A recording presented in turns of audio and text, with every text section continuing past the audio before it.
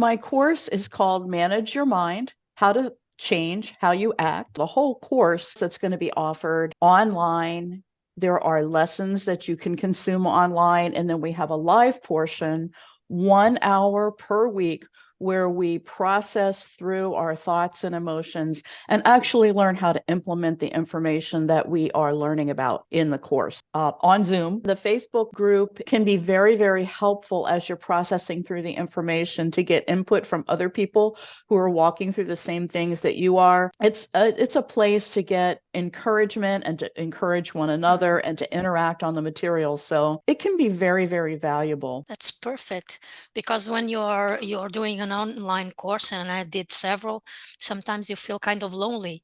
But with that part of the course, you can have the weekly meeting, and then you can read the material, and then you can talk to people and discuss the what you have been studying, which is perfect. Yes, So community aspect of it is very, very important. yeah. Changing in community is something that we found very effective here in the art. The community aspect is something that a lot of us were missing in our wellness journey. And when you get in community, you start to really, I don't know, there's a synergy there. There is an engagement of parts of our brain that keep us going towards what we want to go towards instead of feeling isolated. So the community aspect of this is very important. After the 4 weeks is over, you don't have to leave community. We're going to be offering a support subscription if you'd like to continue to stay in community with the 1 hour per week group call. It doesn't just end after 4 weeks. It can go on. That's perfect. That's really, really, really good idea. I'm curious. Do you have any example of what you're going to do there? What kind of content can we expect? What is the aspect of change you're going to address in the course, over the course? During the first week of the course, we're going to take a look at how our thoughts that we have about what's going on in our lives, how the thoughts affect how we feel, and how we feel kind of drives our behavior. And that in turn creates the results that we experience in our lives. And so a lot of times we're not happy with the results we're experiencing in our lives, and we don't know what to do about it, and we don't know where to start with the change. So what I'm suggesting is that our thoughts, probably one of the two most significant aspects of our lives that create our results.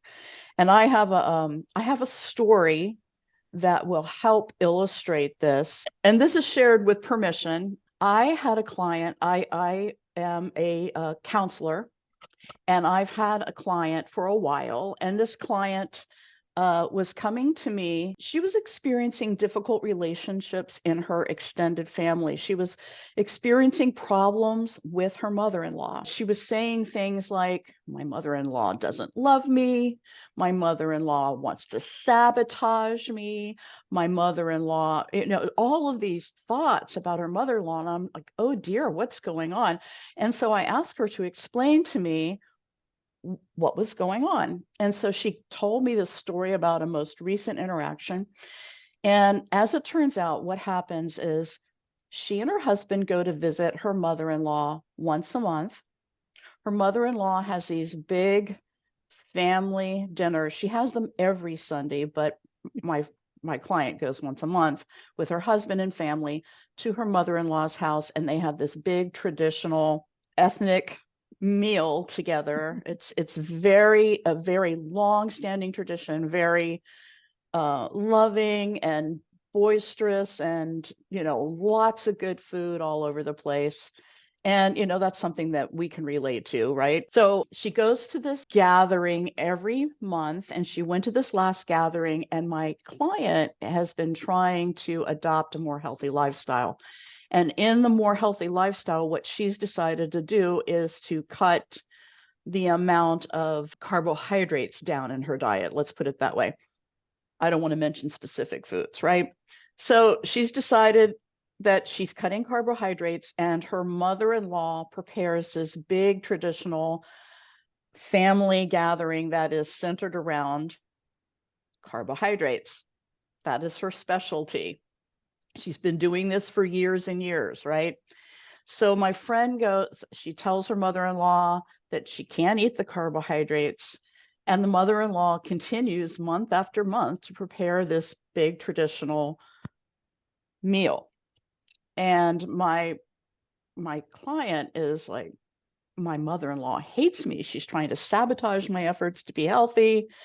You know, she doesn't care about me. She's on and on and on.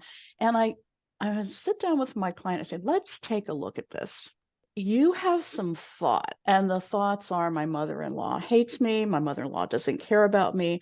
My mother-in-law is trying to sabotage my efforts to remain healthy.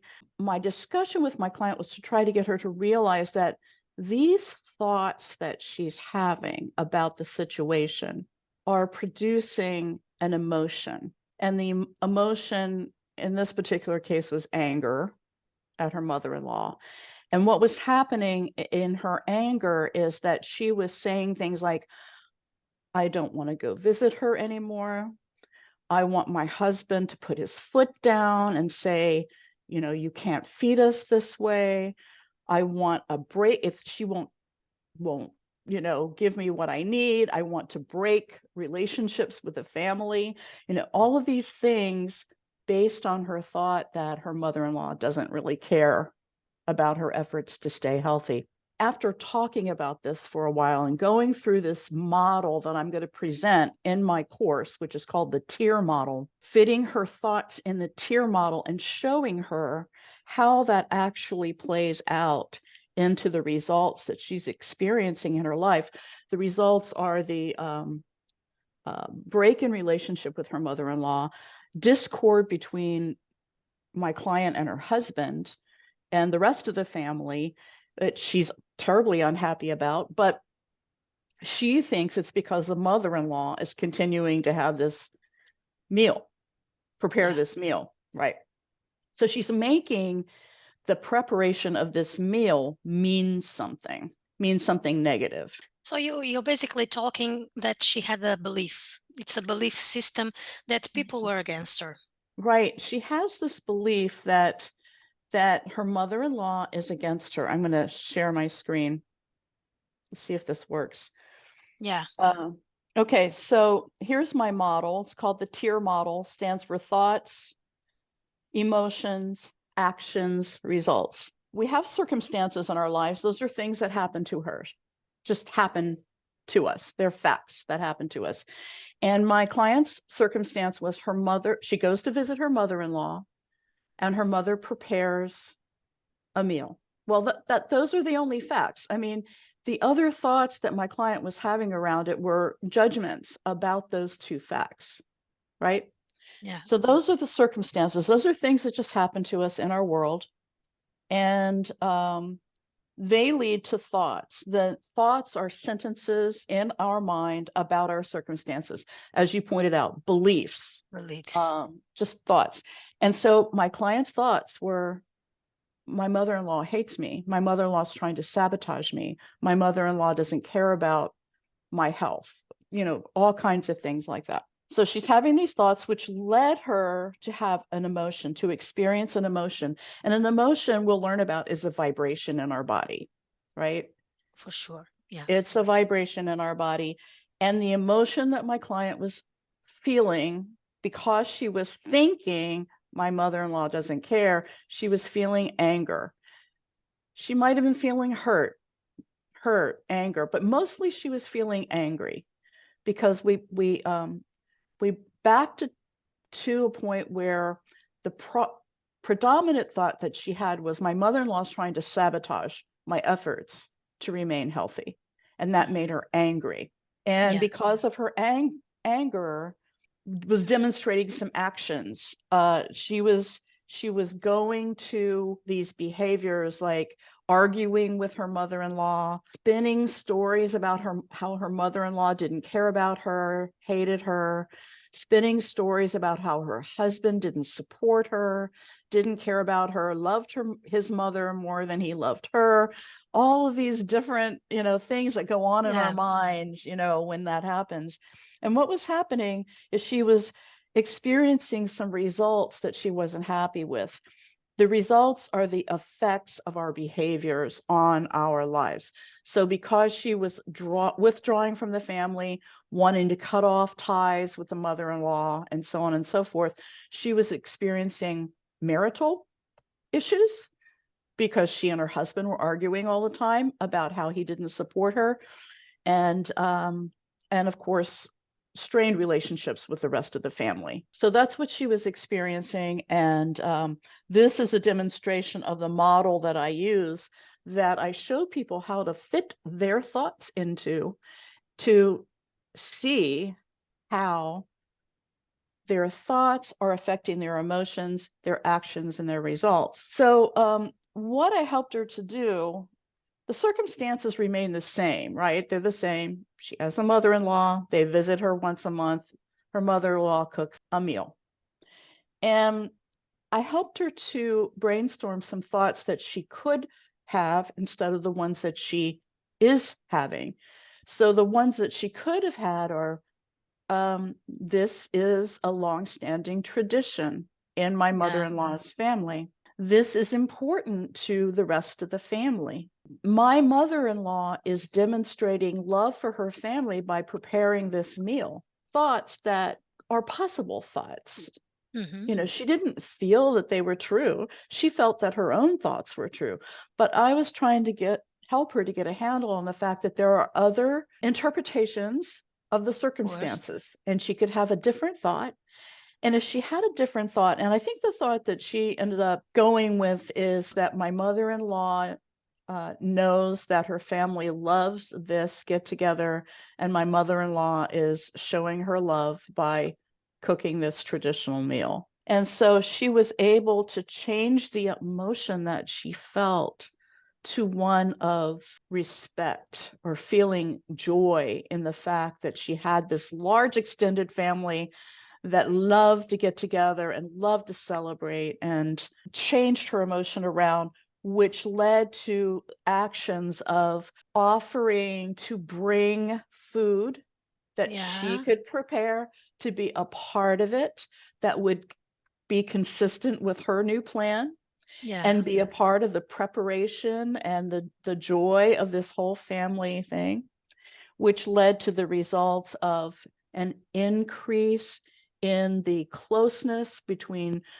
my client and her mother-in-law and the rest of the family. So that's how this model works, and how my client was able to work through these thoughts that she had that were really causing a problem in her life. It's really amazing how you turn this around, because being an outside person like I am, like you were in her case, the only thing that was real over there were the facts.